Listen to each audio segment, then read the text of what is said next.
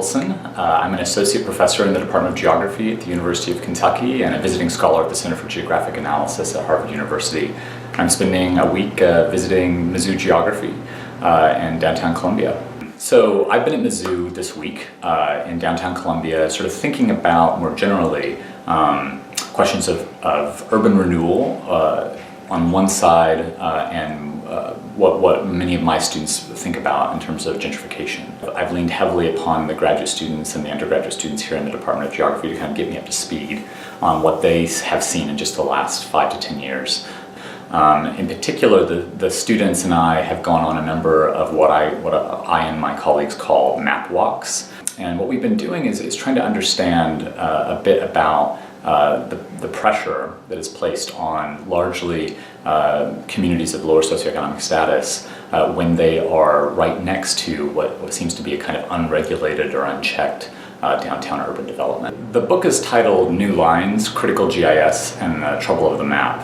What I was really trying to write was a kind of update to a research agenda that had been formulated almost 20 years ago, and try to think about what I wanted my undergrads and graduate students to really know about the changing conditions of mapping today. The book New Lines is trying to imagine and try to think through the new importance of the map outside of kind of the roadmaps that our parents might have had in their vehicles toward maps that increasingly determine much of what we do and think in daily life.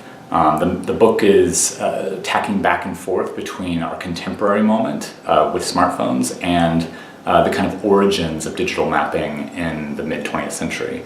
So it's partially a historical text and partially a kind of a cultural critique of contemporary mapping practices today. My interest at the end of the book is to propose what might slow mapping look like. What might it mean if we take time to pay attention to our geographical relationships? What might it mean to sort of not short-circuit those relationships we have with one another through mapping by extending the rhythms of mapping and map reading?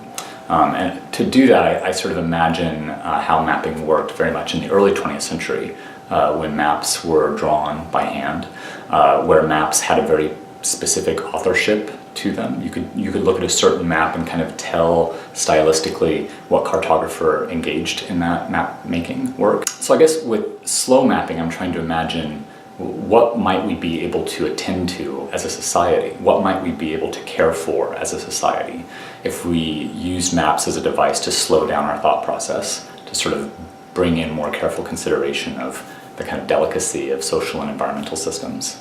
I really appreciate these opportunities to meet with students and faculty in a different university context. It's sort of really refreshing to see that students in a variety of different universities and backgrounds are equally sort of as interested and curious about exactly what's happening in many of our communities.